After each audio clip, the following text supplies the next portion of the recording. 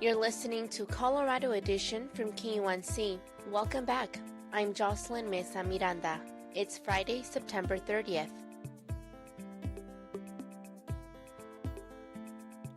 Climate change and the economy are becoming more and more inseparable. According to the National Oceanic and Atmospheric Administration, climate-related disasters have cost an average of $3 billion in damage in Colorado over the last several years. Some view a transition to a greener economy as a way to meet climate priorities and save money.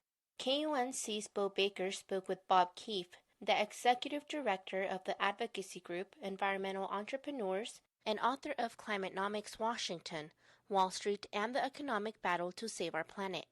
Colorado is definitely among a more energized group of states in the U.S. pushing a clean economy, and yet it still feels like it's stagnant in some ways. There's a lot of emphasis on growth and drawing business to the state without having environmental policies in place to keep mitigating climate change. So what's your suggestion for tying continued economic growth to addressing climate challenges?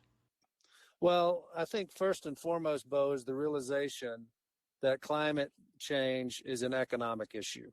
Last year alone, we had $150 billion worth of damage from climate-related disasters in our country. And that's just the tip of the iceberg, Bo, really. I mean, those are the direct costs of climate change. But if you look at things like homeowners insurance, up 40% over a decade's time. In Colorado alone, up 17%, I believe, last year alone. Look at things like food costs. When you have droughts that are suppressing crop production in Colorado and other states, it makes the cost of everything from chicken to cornflakes go up. Look at the cost of fire suppression. So really, we've got to do something about the economic costs of climate change that are hitting us all now in the wallet. Efforts to switch over to a quote-unquote clean economy seem way behind schedule. Why haven't things been moving faster? How do we get them to speed up? Well, that's a great question. And what I would say is that they have sped up quite a bit in the past few years as kind of the technology and the need has become more commonplace. Right now, the cheapest power available is solar and wind, no doubt about it. Look at things like high-efficiency HVAC systems and hot water heaters and heat pumps and Energy Star appliances. All of those things are now mainstream, if you will. And it makes it tougher for anybody to find reasons not to shift to cleaner energy. And that includes big companies. Why? Because it's the cheapest power available. And this has become a bottom line issue for businesses and for governments. And when that happens, it filters down throughout the economy. How can businesses and investors here in Colorado help move us in the right direction? Well, they can realize, again, that the cheapest energy that they can use is solar and wind right now. And they should be investing in that and using that because it's going to not just impact beneficially their bottom lines, but because it's going to help reduce carbon emissions. They need to look at electrifying their fleets. And now we have the technology to do that and the cost savings that comes with that. And they need to talk to their lawmakers. They need to help lawmakers realize that this is a business issue. This is an economic issue. Are new climate policies from the Biden administration really going to be effective? Does the Inflation Reduction Act actually have teeth to it when it comes to environmental policy? Well, first of all, I think it's very important to recognize in the scope of this discussion and everything we've been talking about that this is, in fact, the biggest climate policy we've ever passed in this country. And it happens to be an economic bill that's called the Inflation Reduction Act. It will invest about $370 billion into clean energy and clean energy programs in our country. The other thing it does is it sets aside $27 billion for a green bank and also authorizes a huge increase in the Department of Energy's loan guarantee program, which really provides the seed capital for a lot of clean energy, clean ag, energy efficiency startup companies to get going. And that's significant. Bob Keefe is an author and the executive director of Environmental Entrepreneurs, a environmental economic policy think tank. Bob, it's been a pleasure speaking with you today. And likewise, thank you both.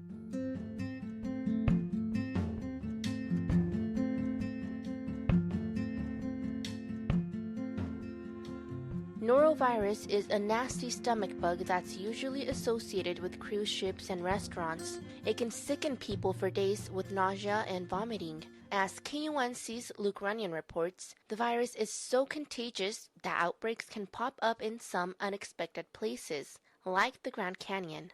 Jackie King and a group of 14 friends launched their rafts into the Colorado River in early May. The trip started smoothly, other than it being unseasonably warm.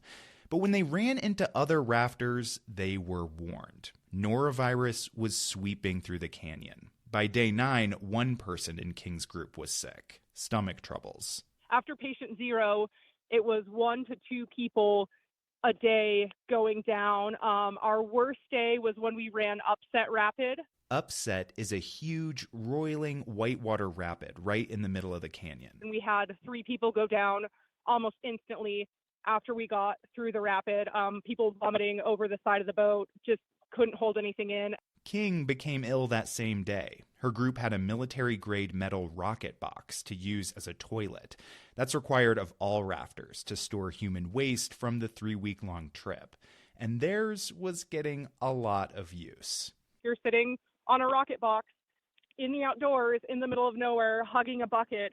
And it's about as uncomfortable as you can imagine. King's group wasn't alone in its misery. Justice Burkett and his wife backpacked the canyon 2 weeks after King floated through. I would say about 2 hours after I started drinking the water from the river, my stomach was in tremendous pain. Like it felt like there was like a balloon being blown up from inside of me that was like being overfilled. Both King and Burkett were part of what a new CDC report calls the largest documented outbreak of norovirus in the Grand Canyon backcountry. From April to June of this year, there were more than 200 confirmed cases, and likely a lot more that went uncounted. Sharon Hester is with Arizona Raft Adventures, which outfits trips in the canyon. She says a few of their guides got sick this spring, and it can be tough to keep germs from spreading even in the great outdoors. What they do is try to put them in a boat where they're the only one rowing, or they're the only person in that boat. Or if there's, someone else sick, it would be the sick boat where everybody would try to stay away. Hester says norovirus has been a problem in the canyon for years. The virus can live in the river's tepid water and then easily spread among groups who all use the same toilets and eat communally. The CDC report says the virus can even survive in beach sand, where rafters set up camps, allowing it to spread between trips. As the number of tourists visiting the national park has grown and outbreaks have become more frequent over the years, Hester says raft companies have been forced to change protocols. Don't vomit in the river, vomit in a garbage bag, isolate people, hand washing, it got more and more strict, making sure the water was always purified. By the time Jackie King's group of 15 people got off the river, all but 4 in her group had come down with norovirus. They'd even started adding small amounts of bleach to their drinking water to try and purify it. Even with all the stomach trouble, would it keep her away from another Grand Canyon trip? Oh, no. I am chomping at the bit to go back down and have a different experience. A trip where no one has to hug a bucket. I'm Luke Runyon in Grand Junction, Colorado. This story is part of ongoing coverage of the Colorado River, produced by KUNC and supported by the Walton Family Foundation.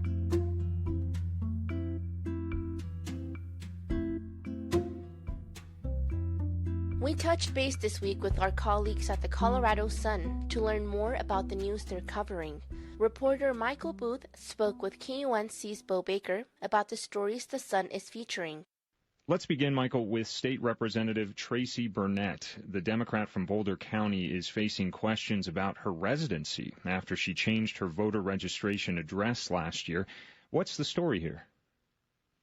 The redistricting required by every decade census is really stirring up some trouble in Colorado politics this year, or at least the way some politicians have handled it is stirring up that trouble.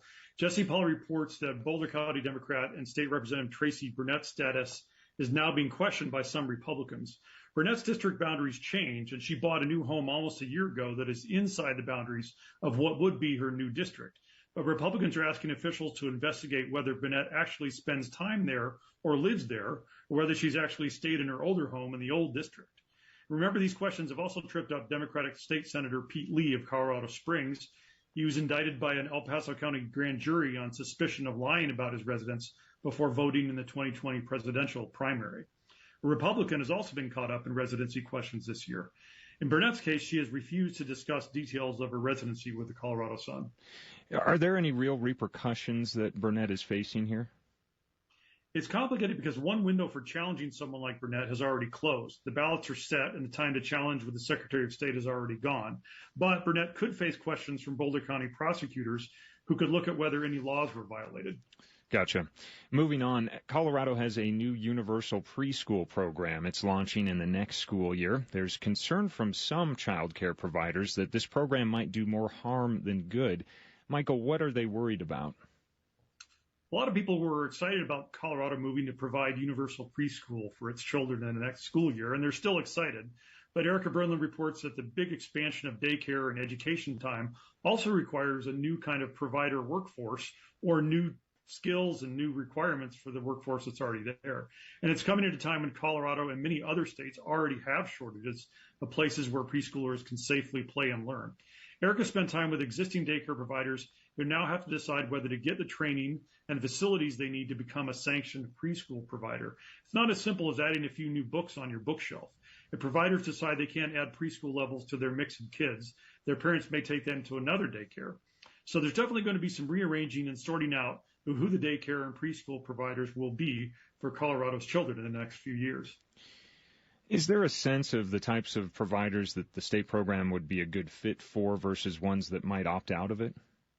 Well, state officials say they are working hard to set the rules of universal preschool to both encourage existing providers to take on preschool and to get existing schools to add preschool programs. One key to this, of course, that they say they're well aware of is setting the state payment rates at levels that ensure the providers a living wage. And it gives me great pleasure to wrap up our conversation today with some environmental news that's actually good. Michael, Colorado's state fish is on the up and up. What's the latest from Parks and Wildlife?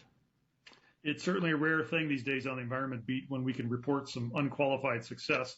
That's not to say all this wasn't complicated. The state hasn't treated the greenback cutthroat trout very well over the decades, despite it being the state's official swimmer. For decades, officials thought it was actually extinct. But a few years ago, wildlife officials found a breeding population of greenbacks in Bear Creek up the hill from Colorado Springs and have worked very hard to protect it. Kevin Simpson wrote about the complex process of shocking the fish, extracting their eggs and sperm, returning them to local waters, then carefully hauling that reproductive material up to a hatchery near Leadville. And once they get the fingerlings from those hatcheries, volunteers have to carry them in backpacks and water tanks up the hill. They put them in Herman Gulch, a popular hiking spot off of I-70 near Eisenhower Tunnel. And now they find that those fish there are reproducing on their own, which is a big landmark or watermark in recovering the population from its threatened status. Well, go greenback, go. We'll hope for the fish's continued success. Michael, thanks again for joining me today. Thanks for your time. That's all for today on Colorado Edition. Thanks for listening. You can catch the Colorado Edition podcast every Friday. Just hit subscribe on your favorite podcast app. If there's a story you'd like to hear, send us an email at coloradoedition@kunc.org. Our theme music is composed by Colorado musicians Brianna Harris and Johnny Burrows. Other music in the show by Blue Dot Sessions. I'm Jocelyn Mesa Miranda. Have a great weekend.